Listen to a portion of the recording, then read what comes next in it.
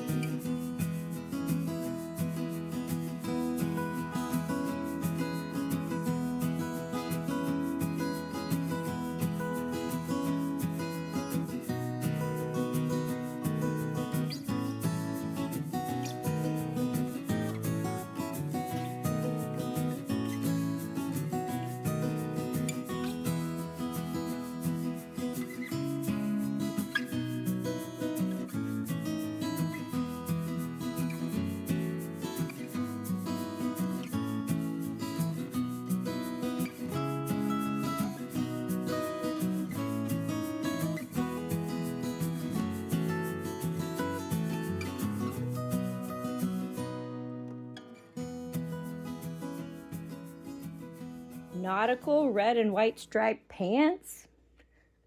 Yes, please.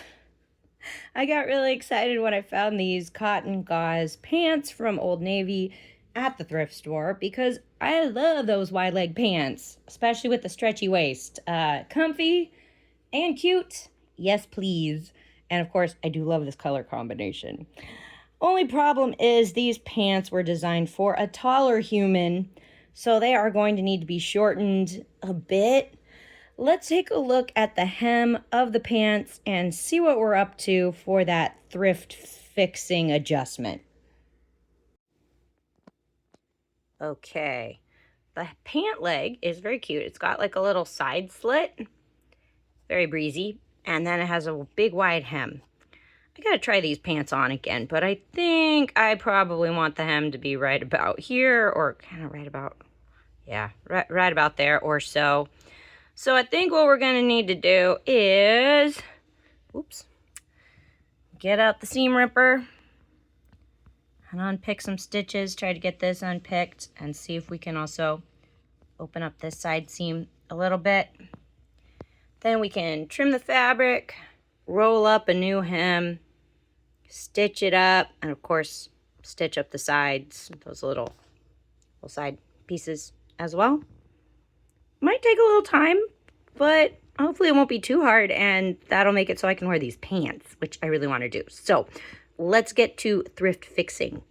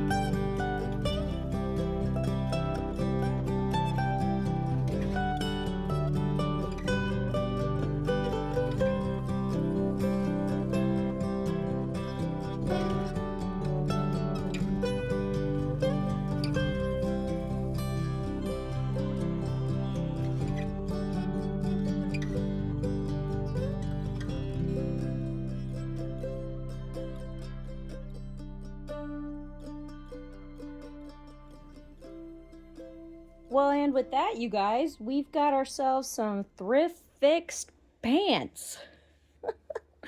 And actually, that fix didn't take as long as I thought it was going to. It seems like mending and fixing always takes more time than I want it to, but it's oftentimes not as bad as I think it's going to be as soon as I just buckle down and do it. And of course, if it makes something that you can't wear wearable and outfit ready, then it's worth it. So let me put these pants on, putting an outfit together, and head outside and show you what they look like.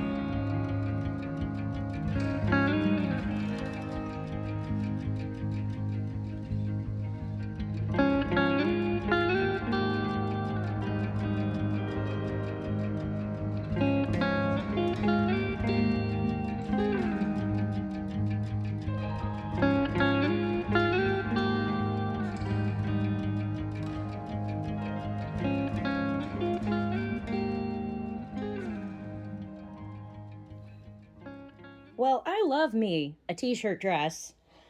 And if I can find one at the thrift store, yay! I enjoy this one a lot. This is fun. This is from H&M, and it is a cotton blend.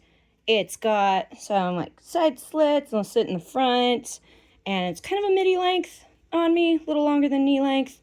Very like breezy, very comfortable, and you know, it's not really trying to be anything that it's not. It's not trying to be super glam. It's not trying to be super cute. It's just kind of a cute, comfy dress, you know? And I'm enjoying that. Sometimes that's what you want. The only problem with this dress is the color. It is kind of a darkish beige. And unfortunately, that looks terrible on me. So, there are definitely a few things I want to fix on this dress, but I think the color is the first issue. I'm thinking time for some fabric dye. Woo! Why not bring in some red dye? And yeah, I'm thinking brown. Why not take this dress from kind of the light beige brown and turn it darker, which kind of that darker cool tone brown works way better on me. So what if we do that? Keep it basic. I'm not thinking of tie-dyeing it or, tying it up with rubber bands. I'm thinking just brown all over to keep that dress kind of in the basic wear anywhere vibe, but just in a color that works for me. Wouldn't that be nice? Okay, so I will be following package directions for this dye process. So let me go set up my bathroom dyeing laboratory, and I'll take you over there, show you what we're doing, and well, let's dive in. And just a note, you guys, I have unbuttoned the dress so that when I put it in the dye, I want all the fabric surfaces to have even access to that dye as much as possible.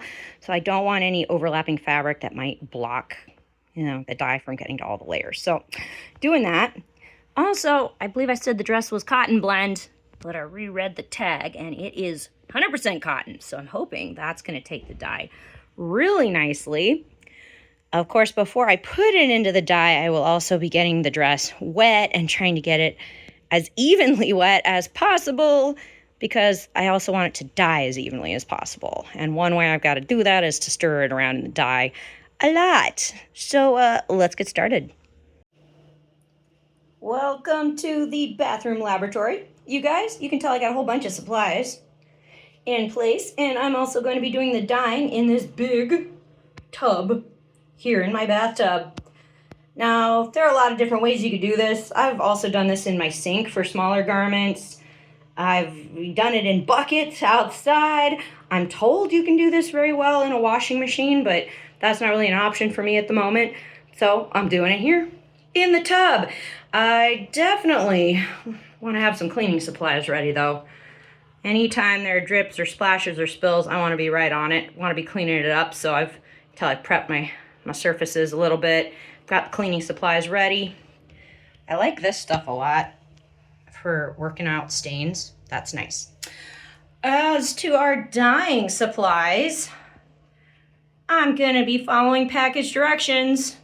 So they suggest if you're doing something with cotton in it to add a little bit of salt to the dye bath. Well, actually a lot of salt. I'm adding about a cup. Also some dish soap. And then of course we've got our dye. I've got part of a bottle left. I wanna say it's maybe half to 2/3 of the bottle. So I'm just gonna be using everything I got. And I'll be adding that, of course, into the tub with the salt and the soap and the water. And then, of course, I got my gloves, my spoon. I'll be stirring the garment around until I get the color that I like. Once that's done, I can empty out the dye bath and then use some of the fixative to try to lock in the color a little bit. And then after it's sat in a fixative solution for about 20 minutes, then I launder the dress and we see what we've got. All right, guys, let's roll up our crafty sleeves and get to fabric dyeing.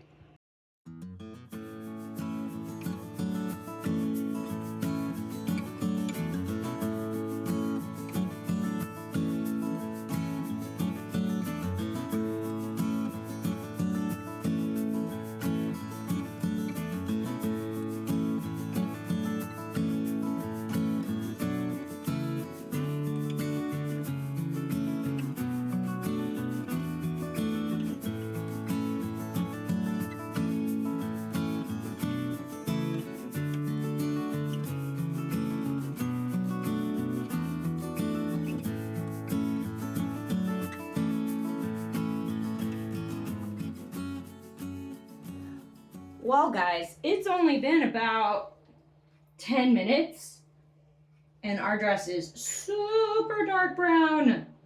I think I could have used like half a bottle or a little less. This one is a dark one. But I have been stirring it around constantly to try to make sure the dye coverage is as even as possible.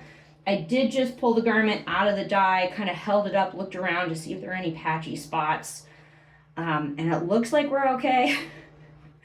Sometimes I have dyed a garment and then later looked back at the fabric and realized that there were some patchy spots that didn't dye as dark as others. And sometimes I've had to re-dye garments because of that. So, yeah, gotta stir stuff around a lot.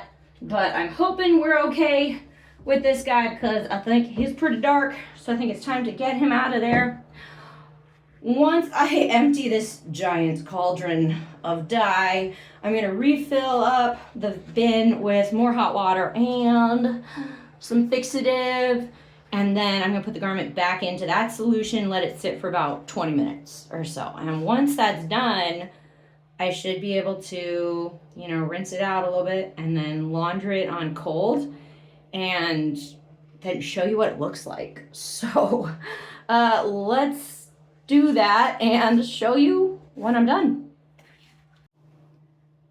Just a note, guys, this dye is really pigmented, so you can tell it is sticking to my bathtub, kind of. I think it's stuck to like the soap scum in my tub. So I'm gonna be getting a whole bunch of this on there and doing a good old scrub-a-dub.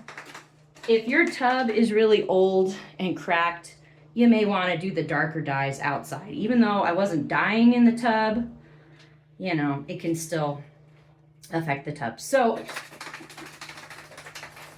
if you're worried, you know, maybe do it in your stainless steel sink or do it in a bucket outside. I'm gonna do some scrubbing and see you guys in a minute.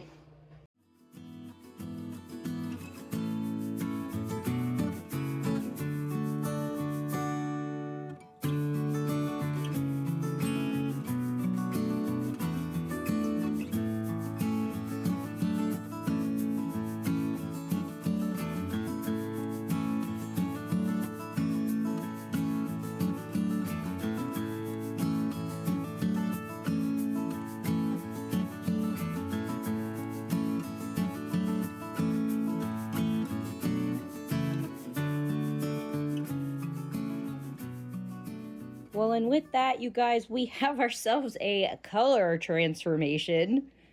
Wow, I am really enjoying this brown.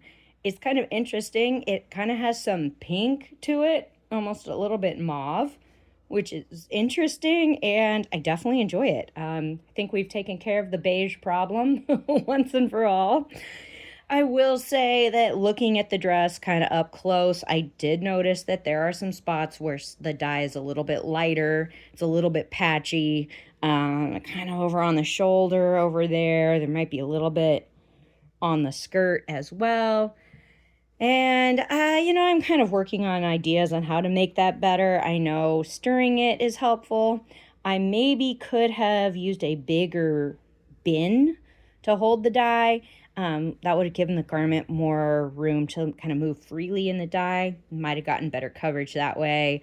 I also have heard that doing bigger pieces in the washing machine can be a little bit more consistent. But just kind of an FYI to myself, I'm always trying to kind of improve that, especially when I'm working with darker dyes and bigger pieces. That definitely seems like it can sometimes be an issue.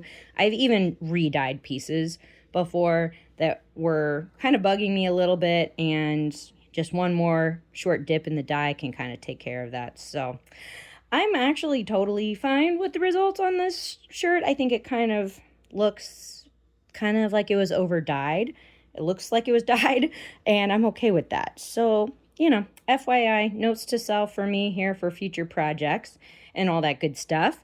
One last thing that I think I'm going to work on before wearing this dress is that button placket area. When I wear the dress, the button area kind of pulls apart in between the buttons, just, you know, with my body and moving and the weight of the fabric, and that's kind of annoying.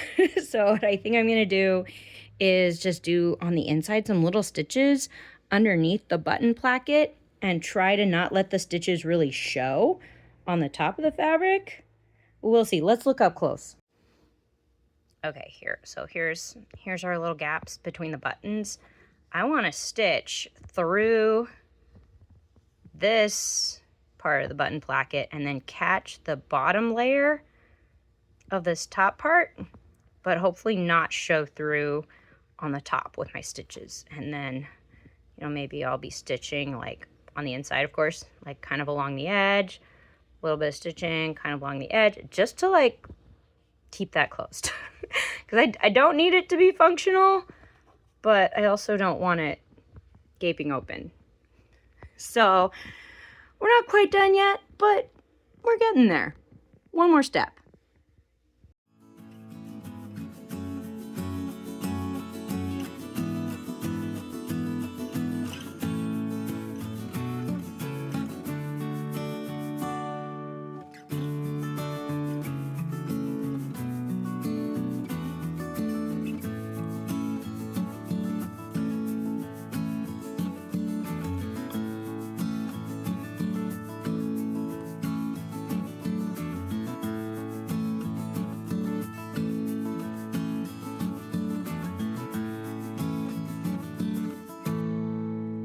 And of course, you guys, if you get behind thrift flipping your own summer style, changing it up a little bit on a budget, give this video a big thumbs up and consider subscribing for more fun stuff from Partners in Craft.